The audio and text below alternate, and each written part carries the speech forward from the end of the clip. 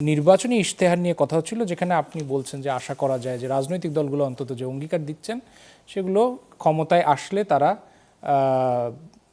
কথা রাখবেন বলে প্রত্যাশা করা যায়। তারপরও ইশতেহারে কোনো গ্যাপ দেখেন কিনা?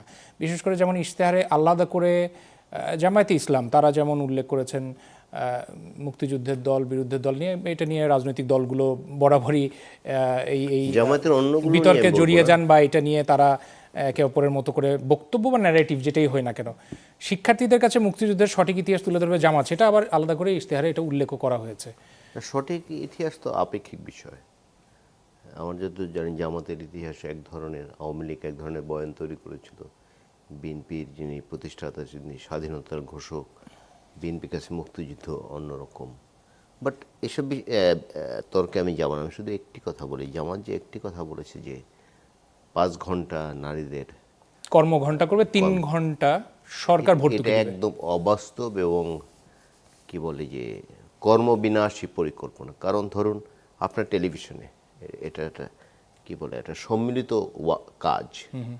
ধরুন আপনি একটা রিপোর্ট তৈরি করে দিন, একজন যিনি এটিকে এডিট করবেন তিনি একজন নারী ধরেন, তিনি যদি 8 ঘন্টা কাজ না 5 ঘন্টা যদি করেন, আপনি ধরেন শেষ দিকে আসলেন, তখন এডিট করার জন্য একটা লোক লাগবে, তিনি তো থাকবেন না। এবং এটি শুধু সরকারি চাকরি ধরুন আপনি কোনোভাবে মানালেন, বাট আপনি বেসরকারি প্রতিষ্ঠানে কেউ 5 ঘন্টা চাকরি দিয়ে আপনাকে পুরো বেতন কিন্তু নারীদের দিবে। এমন দাবি উঠেছে কিনা সেটাও একটা আলোচনার বিষয়। এমন দাবি কি আগে উঠেছিল কিনা সেটাও একটা দাবি, কখনো দাবি করেছে। এটি কিন্তু জামাতের আমির সাহেব আগে একবার বলেছিল, পরে আবার তারা একটু পিছিয়ে গিয়েছেন মনে আসছে আপনার ব্যাপক অনেক সমালোচনা করার পর। বাট আজকে ইশতেহার ঘোষণায় কালকে বা পরশুদিন করেছে, আবার বলেছে এটি একদম অবাস্তব ঘোষণা। আমি মনে করি এটি থেকে তাকে পিছিয়ে আসতে হবে, কারণ আমাদের কিন্তু নিশ্চয়ই মাথায় আছে এই রাষ্ট্রে কিন্তু অর্ধেক নারী এবং দেশের উন্নয়নে নারীর সহযোগিতার কোনো বিকল্প নেই। কিন্তু ধরুন এরকম যদি হয় যে মাতৃত্বকালীন ছুটি তারা বাড়িয়ে দিল, এমন হতে পারে যে 6 মাস তারা ফুল বেতন পাবে আর বাকি 6 মাস অর্ধেক বেতন পাবে, এইসব বিষয় যদি করে তাহলে ঠিক আছে। বাট আমি যদি ধরি যে কর্মঘণ্টা আমি 5 ঘন্টা করবো, এটি এটি এটি একেবারেই অবাস্তব পরিকল্পনা। আর ইশতেহার তো বাংলাদেশের সবচেয়ে বড় দল যেটি, সেটি আগামীকাল প্রকাশ করবে, যদিও তাদের 31 দফায় আমি যতদূর জানি তার অনেক কিছু এখানে থাকবে, দেখা যাক কী করে। এই ব্যাপারে ফয়েজ আহমদ, অন্তর্বর্তী সরকার বা যে সরকারই যখন ক্ষমতায় ছিল বলছেন যে তাদের এক একজনের কাছে দেখার বিষয় এক এক রকম, ন্যারেটিভগুলো এক এক রকম হয়। সাধারণ জনগণ বা আমি আরো একটু যোগ করব অন্য কিছু, হ্যাঁ, শিক্ষার্থীদেরও একটা প্রশ্ন থাকে যে সরকার যায় সরকার আসে, নতুন করে পাঠ্য বই নতুন করে মুদ্রণ করা হয়, ছাপানো হয়, এই ব্যাপারটা অন্তর্বর্তী সরকারও তো দেখেছে বা দেখছে না। সেখানে কি মনে হয় যে এই যে বারবার ইতিহাস নিয়ে যখন আলোচনা আসে, বিতর্ক আসে, বলা হচ্ছে যে প্রকৃতভাবে স্বাধীনতার ঘোষণা কে দিয়েছে বা প্রকৃত ইতিহাস তুলে ধরা হবে, সেই বিষয়টা অন্তর্বর্তী সরকার কিভাবে দেখে? ওকে, আমি আপনাকে পার্টিকুলারলি ইশতেহারের বিষয় তো সেটাতে বলার আগে জাস্ট ইলিয়াস ভাই যেটা বলছিলেন যে ফরেন ইনভেস্টমেন্টের বিষয়, আমি শুধু এতটুকু বলি যে একটা বিবেচনায় ট্রু যে বাংলাদেশের এই পর্যায়ে যে ধরনের ইনভেস্টমেন্ট প্রয়োজন সেই কাঙ্ক্ষিত ইনভেস্টমেন্ট হতে হয়নি। কিন্তু তুলনা যদি করি একই সময়কালে যদি আমি একই সময়কাল পিছনে যাই, তার তুলনায় ইনভেস্টমেন্ট বেশি ছিল এই সময়ে স্ট্যাটিক্যালি। তো সেটা স্টেবল রাখাটাও একটা চ্যালেঞ্জ ছিল সরকারের জন্য, ডেফিনেটলি, সেটা তো বটেই। আচ্ছা, এবার ইশতেহার বিষয়ে আসি। ইশতেহার বিষয়ে ধরুন ন্যারেটিভ থাকবে, এই থাকবে, ওই থাকবে, প্রতিশ্রুতি থাকবে, ফাইন। আমাদের এখানে একটা ভয়াবহ মুশকিল আছে। কীরকম? ইশতেহার বেসিক্যালি 2 রকম। একটি ইশতেহার হচ্ছে প্রত্যেকটা রাজনৈতিক দলের একটা ইশতেহার থাকে, দলীয় ইশতেহার। এই দল কেন কি করতে চায় তার ভিত্তিতেই মানুষ সিদ্ধান্ত নেয় আমি এই দল করব কি করব না, এই দলকে সমর্থন করব। অপরটি হচ্ছে পার্টিকুলারলি একটি ইলেকশনকে সামনে রেখে রাজনৈতিক দলগুলি তার নির্বাচনী প্রতিশ্রুতি, যেটা ইশতেহার হিসেবে আমাদের সামনে আসে, এটা লিখিতভাবে আসে। তার মানে ভোটারদেরকে ওই পার্টিকুলার ইলেকশনের ক্ষেত্রে সুনির্দিষ্ট এই ইশতেহারের মধ্য দিয়ে আমি বুঝাচ্ছি আমি যদি নির্বাচিত হই তাহলে আমরা এই কাজগুলি করব, তাই তো? কিন্তু বাংলাদেশের প্রেক্ষাপটে সরকার, অর্থাৎ রাজনৈতিক সরকারের কথা বলছি, সরকার, civil society, media, even NGOs, তারা এই ইশতেহারকে বা প্রমিজেস যেগুলি পলিটিক্যাল পার্টিগুলি দিয়ে থাকেন, কখনো কখনো প্রার্থীরা দিয়ে থাকেন, এগুলিকে ট্র্যাকিং এবং ট্রেসিং এর কোনো ব্যবস্থা নেই, তাই না? সো আপনি 5 বছরের জন্য যদি কোনো প্রতিশ্রুতি দিয়ে থাকেন নির্বাচনের সময়, এইটাকে তো সার্ভিলেন্সে রাখতে হবে, ওয়াচ করতে হবে। এই ওয়াচ করার রোলটা কার সোসাইটিতে?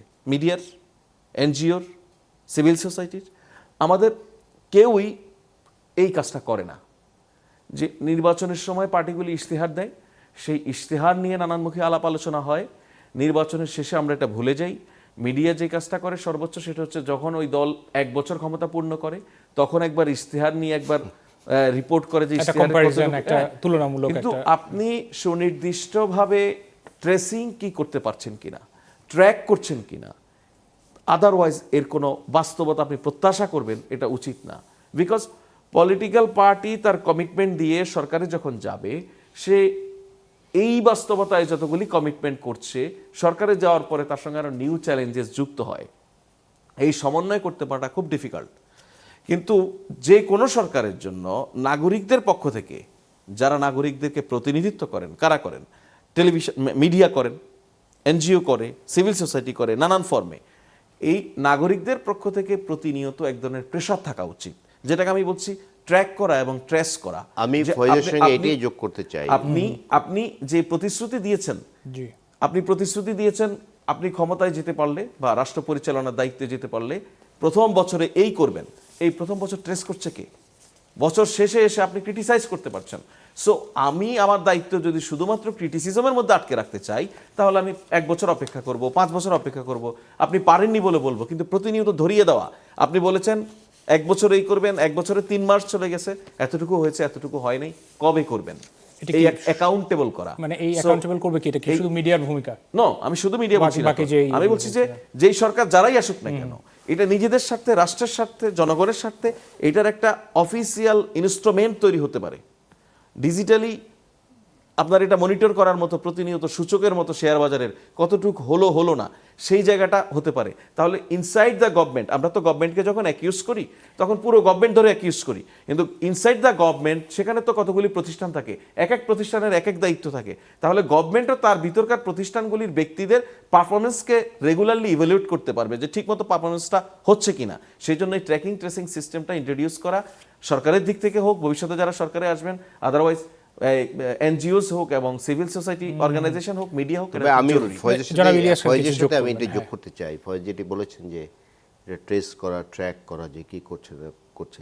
5 তারিখের পরে আমাদের রাজনীতিতে কিন্তু একটা চেঞ্জ এসেছে বাংলাদেশের রাজনীতি। 24-এর 5 তারিখ থেকে এই আমাদের তরুণ সমাজ অনেকেই কিন্তু চোখে চোখ রেখে কথা বলতে শিখেছে।